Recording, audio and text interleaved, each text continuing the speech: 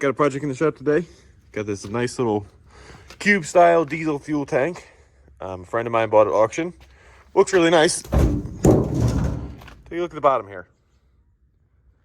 There's actually a couple places down there where there's holes. So let's get this up on the table and start figuring out how we're going to cut the floor out of this thing. Now it's a little easy to see the extent of the damage here.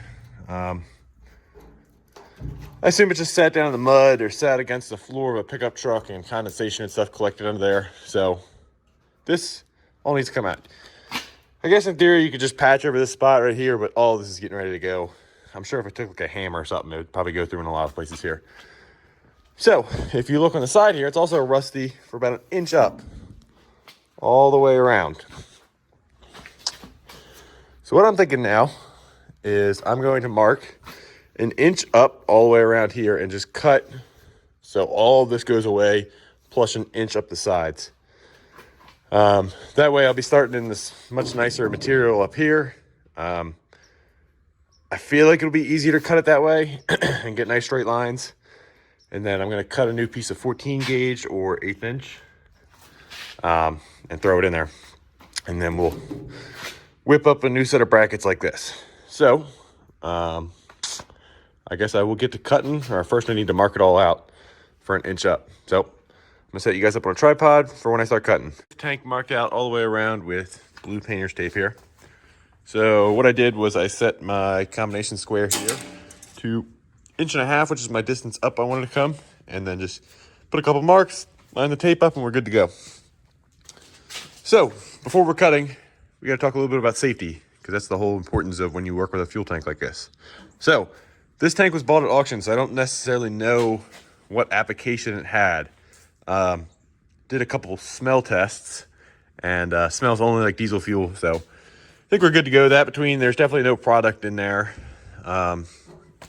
because obviously the holes. So with a diesel fuel tank, and I'm sure it probably applies to kerosene too, but I don't know. The main important factor is you want to make sure you have all of your, like the pump needed to come out, the cap, any vents, you want to have that all out, because a diesel fuel tank will not explode or catch on fire or anything like that as long as it can vent off its pressure. As you know, in a diesel engine, diesel fuel only burns when it's under extreme pressure. So same thing applies here. Pull out your caps and stuff, and as long as all the fumes and air inside can vent out, you'll have no problem when you cut or weld on this tank, as long as it's a diesel fuel tank. And like I said, I think kerosene as well, but if this is a gas tank, I would not touch it. I do not know how to safely work with gas tanks yet. So I avoid those, but I will take on a diesel job like this. I've done a couple of these now. And being a steel tank, this should be really easy. So I'm gonna start cutting here and try and just stay as straight as possible.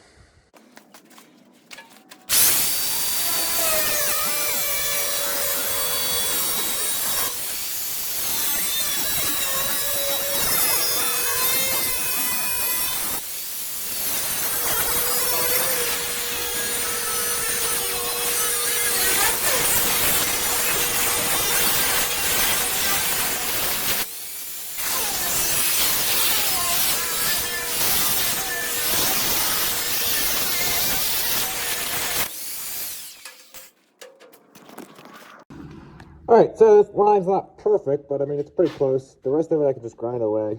So, gonna get the tank rolled over and we will cut the other 3 sides. So, got it all cut off there. And the tank is really not in that good a shape on the inside. Definitely needs to be cleaned up and some sort of coating put on it. So I gotta call the guy I'm doing this for and see what he wants me to do there, how much he wants to put into this tank. But I mean, my cut lines are pretty good. I think I'll be able to throw a sheet up there, no problem, really. Probably won't be perfect. Ooh, wow, are we about to get this in one nice long strip? Oh, yeah, almost. Anyway, yeah, so I'd say this tank's been sitting a while with moisture in it. So, got to see what he wants me to do there. You could red coat this. That would be the best bet.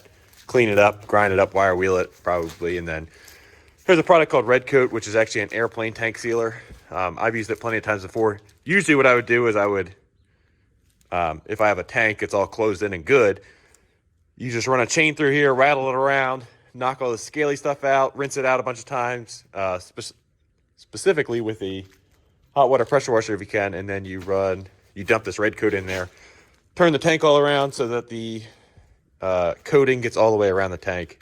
But that stuff's not cheap, so I got to see what he wants me to do there. So I'm going to give him a call and we'll go from there. So as you can see, it is much better now. Didn't end up filming any of it because by the time I was in there wire wheeling, you couldn't see anything anyway. So wire wheeled it all. Well, first I scraped it out with like a paint scraper and then wire wheeled it. I usually use these knotted wheels. They work really nice. Wire wheeled it all out, and then I went back and rinsed it out as well because there's all kinds of grinding dust and mud and rust in here. So don't love the idea of sticking water right in here, but what I'll do before I cap this, I'll just go in here with some WD-40 or something, spray it all down. So in between the next couple of days when he picks it up and then puts the red coat in it, it won't flash rust. I think. I'm going to think about that a little bit because the WD-40 might mess with the red coat. So I might just tell him to get that red coat ASAP and get it in here. That way this doesn't all rust up again. I mean, I dried it out and I'll wipe it all out too. And I think I will wipe it down with some sort of oil just to keep it in decent shape.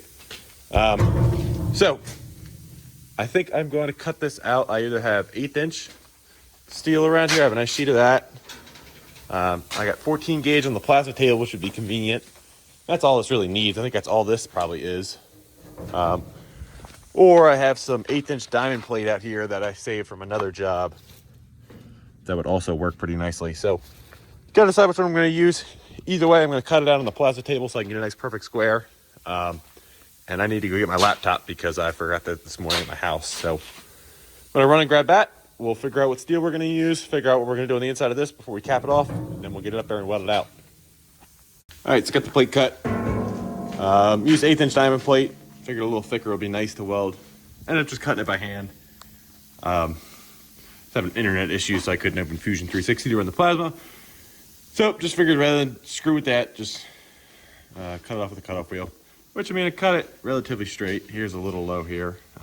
This tank's also bowed and all kinds of funkiness, so definitely not like an amazing fit up, not TIG welding it. So like this, I'll probably run that downhill just so that doesn't fight me. Same with here, I can actually close that up some, which I will. So it's not perfect, but it'll be all right to weld out. So let's get to that. All right, it's been a couple days. Finished welding this tank up the other day, but now before I return it to the customer, I need to do the second most important thing other than safety, is making sure this thing doesn't leak. No reason to patch this all up if it just leaks again. So what I like to do is I mix up some water and Dawn dish soap in a spray container, run around, spray everything,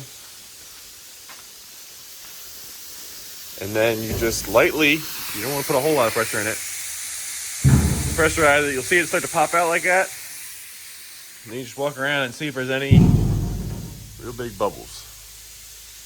I'm not seeing any bubbles blowing up. I think we're good on these three sides. I'm going to roll it over and do the last side. When you pressurize this, only hold air into it till you see like that first little pop out on a tank like this, or just a couple seconds. You don't want to put a whole lot of pressure in there and have this thing come apart or anything like that. You're just trying to, it's not like this thing's going to hold pressure in the end anyway. It's just got to hold diesel fuel. So yeah, so don't over pressurize it. And that soap should tell you if there's any bubbles, then you got troubles. So that's a wrap on this video on how to replace a floor on a diesel tank safely. Also, this video applies, I mean, if you're just doing a little patch. Same process, just cut out the bad spot, put the patch over it, weld it up, and test it. So there you go.